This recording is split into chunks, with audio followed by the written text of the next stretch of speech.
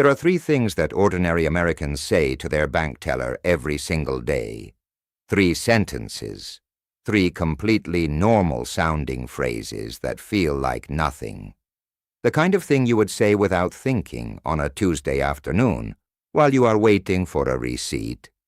And in the banking environment that exists right now, any one of those three things is enough to trigger a freeze on your account before you even make it back to the parking lot. Not because you did anything wrong, not because you are under investigation, but because the words you used matched a pattern that a federal compliance system was programmed to flag. And the system does not stop to ask whether you meant anything by it. The system just acts. This is not a conspiracy. This is not a loophole. This is a set of federal banking rules that have been operating in the background of every American bank account since 1970. Rules that have been updated repeatedly, tightened significantly after 2001, and applied in ways that have caught thousands of completely innocent Americans off guard. People with clean records, clean tax returns, and money that was entirely and legitimately their own. Most people over 60 have never been told how these rules work in practical terms. Not by their bank, not by their accountant, not by the evening news. And the gap between what ordinary Americans assume about how their bank works and how their bank actually works today is exactly where account freezes happen, where funds get held, and where perfectly decent people spend weeks trying to recover access to money that was never in dispute. In this video, I'm going to show you the three things. I'm going to explain exactly why each one trips the wire. I'm going to walk you through real situations this has already happened in. And I am going to give you the precise, simple language to use instead so that your money stays where it belongs. In your account. Accessible to you. On the day you need it. Stay with me until the third one. Because the third trigger is the one that has been hiding in plain sight for over 50 years. It is the one that surprises people the most. And it is the one that catches the largest number of ordinary, careful Americans every single year. Before we get to the three things, hold this one principle in your mind for everything that follows. Every word you say to your bank goes into a record. Not a memory, not a casual note, a federal record. When you walk up to the counter and mention the amount you are depositing, when you answer a question about where money came from, when you make a comment that sounds like small talk, those words are being typed into a compliance system that runs pattern recognition against everything you say. The teller is not your judge. The teller is the front desk of a reporting infrastructure that has been in place since 1970, and that does not make exceptions for long-term customers or friendly relationships with branch managers. Being a good customer does not protect you. Knowing the teller's name does not protect you. None of that overrides the federal compliance rules, because those rules are federal and the bank is required to follow them. So when you talk to your bank, talk to it the way you would talk to any official process. Polite, brief, accurate, aware that every word is going somewhere. Now the three things.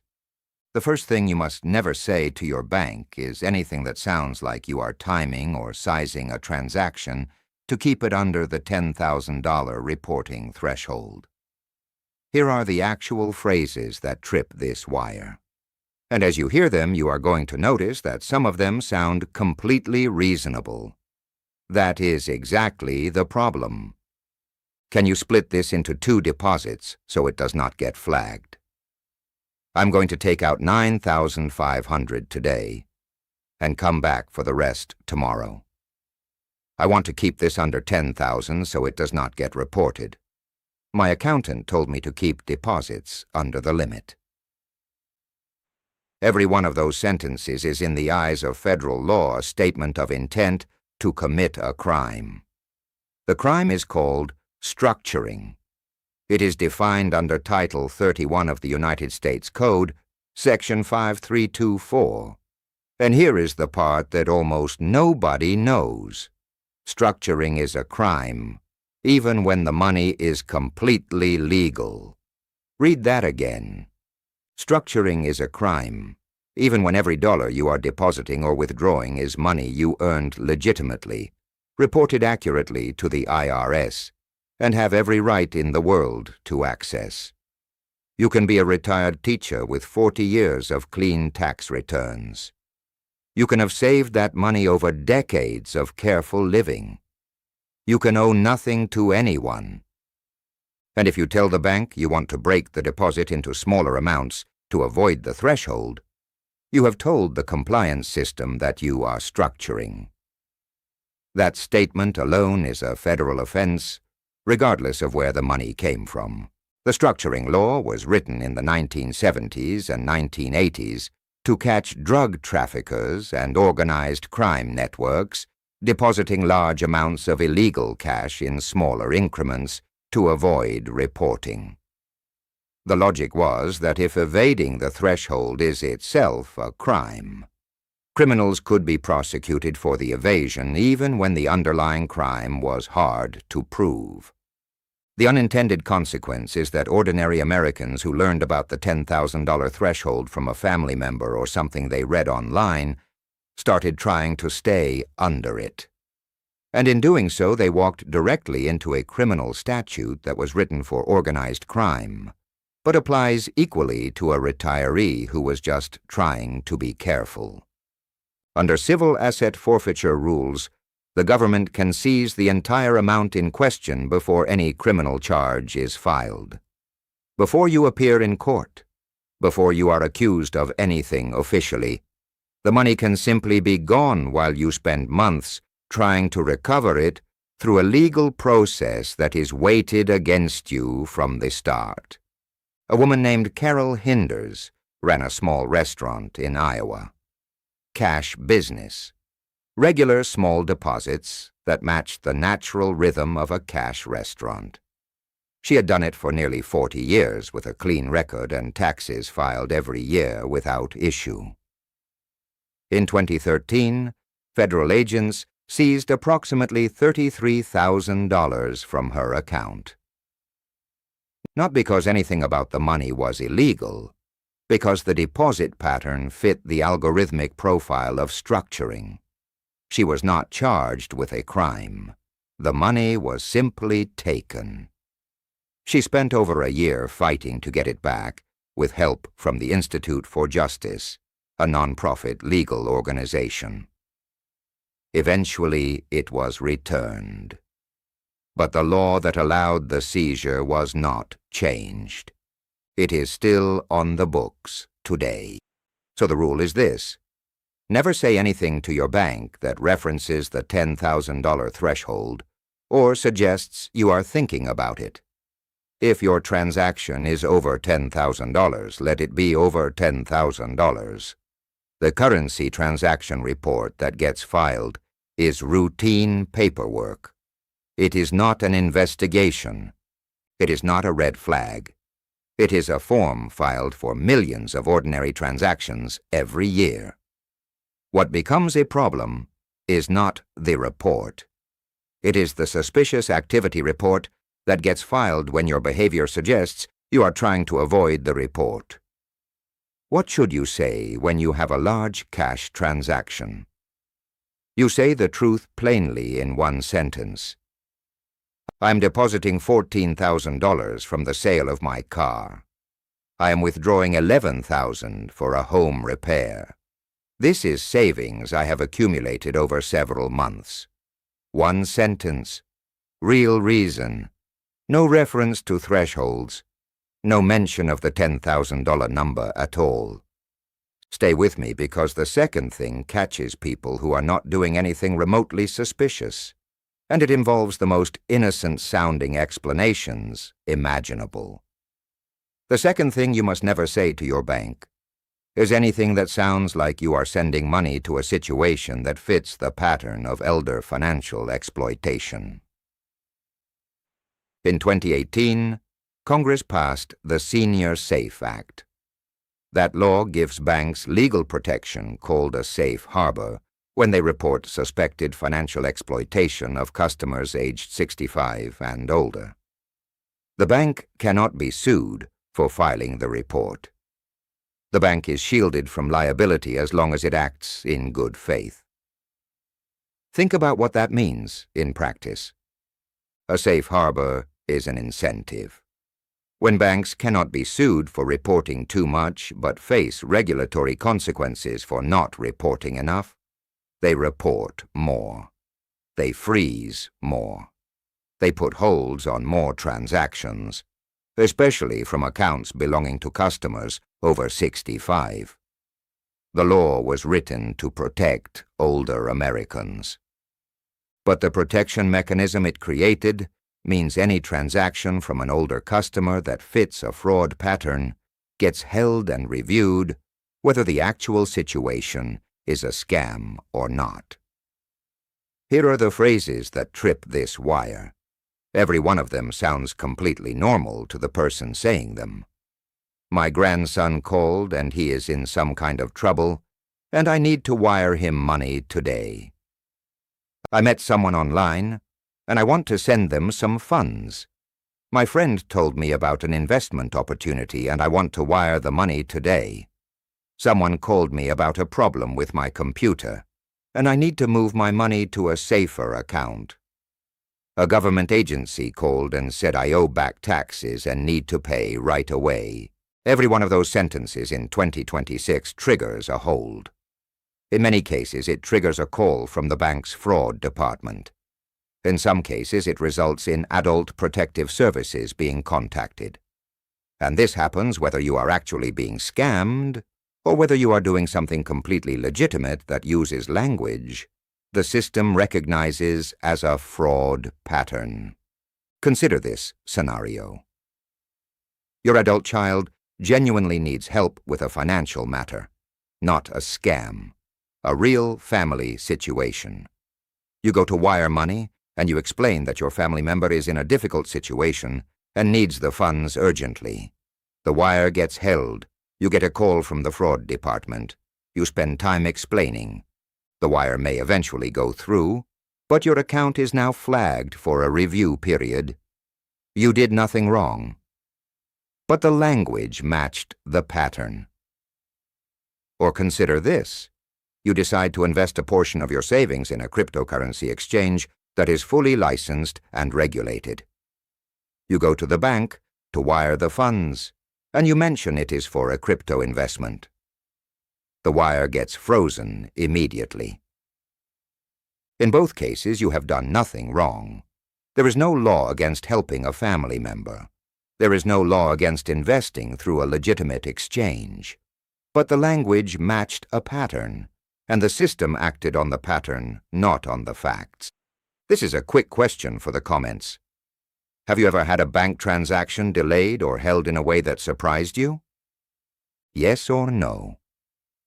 Drop it below because the answers are going to shape the follow-up video specifically about how to resolve account holds quickly when they happen. The rule here is this.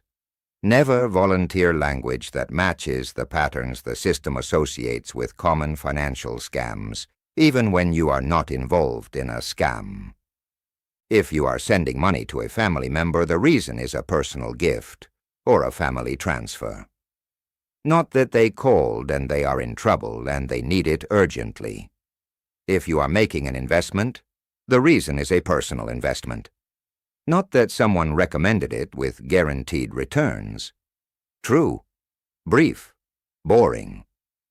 The most ordinary language you can find for the most ordinary version of what you are actually doing. Now the third thing, the one I told you to watch for, the one hiding in plain sight for over 50 years, the one that catches people not because they said the wrong thing, but because they said nothing at all. In the current banking environment, One of the fastest ways to trigger a suspicious activity report is to refuse to answer your bank's questions about a transaction. Here are the phrases that set this off. That is none of your business. I do not have to explain myself to you. You have no right to ask me what my money is for. I am taking out my own money and I do not owe you an explanation. Just process the transaction. Every one of those responses, however justified it might feel, however accurate it might be as a statement of your personal rights, is a federal compliance red flag. Here is the part that frustrates almost everyone who hears it for the first time. You are legally allowed to refuse to answer. The bank is legally required to file a report when you do. Both of those things are simultaneously true, and the result is a structural trap. When you assert the right you have, you trigger the report you do not want. There is no way out of this trap through confrontation. The only way through it is around it. Banks are required under anti-money laundering regulations to know their customers.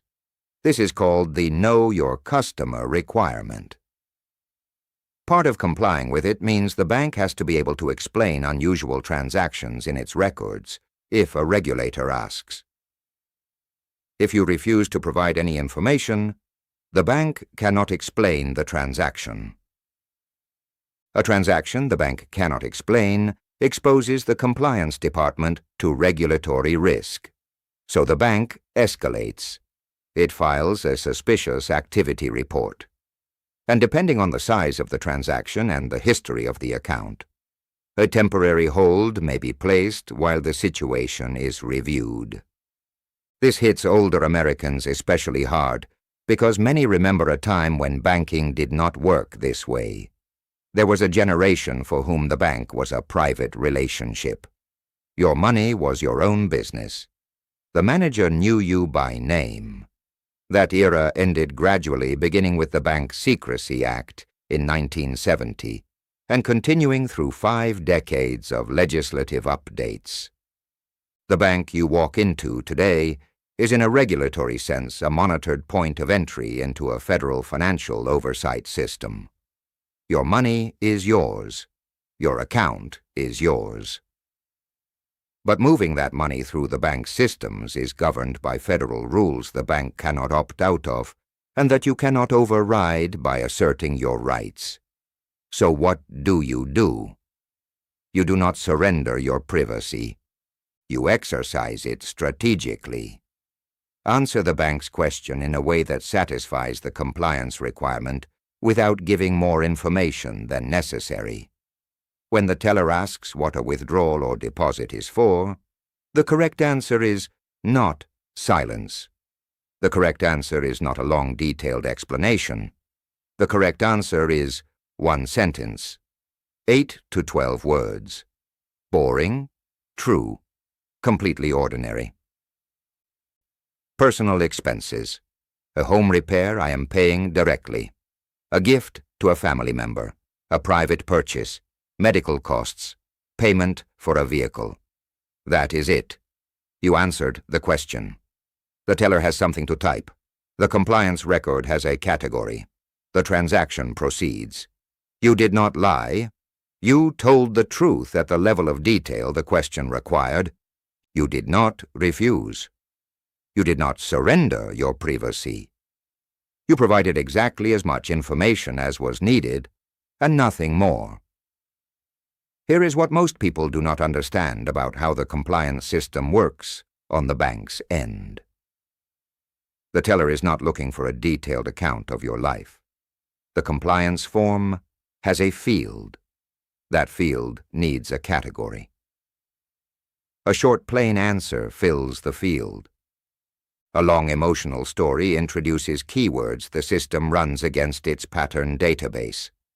A flat refusal creates the red flag directly. One short sentence threads the needle between both.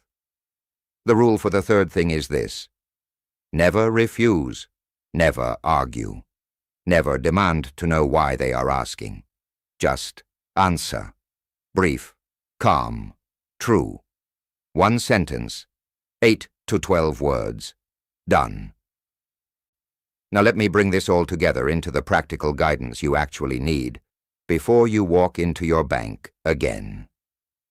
When you are making a cash deposit or withdrawal of $10,000 or more, go in calmly. Complete the transaction normally. When the currency transaction report is provided for you to sign, sign it. That form is not your enemy. It is routine documentation. It is the attempt to avoid the form that creates problems, not the form itself. When you are making a cash transaction under $10,000, do not bring up the threshold at all. The amount you are depositing or withdrawing is simply the amount you happen to have or need. Nothing more. When you are making a large withdrawal for any purpose, prepare your one-sentence reason before you walk in. Practice it on the drive over. It is for a home repair. It is for a vehicle purchase. It is for a family gift. It is for medical expenses. One sentence. 6 to 12 words. True. Ordinary. No drama. When you are wiring money to anyone, use the same principle. One sentence in the most ordinary possible terms. A personal gift to a family member. Payment for a private purchase. A personal investment. Avoid any language that matches the pattern of common scams. No urgency, no mention of online relationships, no references to cryptocurrency unless you are specifically speaking to someone at the bank who handles investment transactions.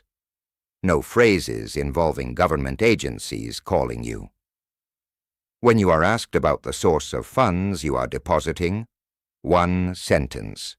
The proceeds from the sale of a vehicle, an inheritance distribution, accumulated personal savings, plain, true, done. When the teller's questions feel unusually detailed, do not get defensive.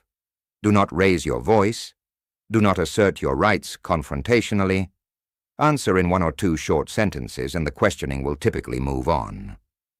If it continues beyond what feels reasonable, you can politely ask to speak with a branch manager. That request does not trigger the same response that a flat refusal does.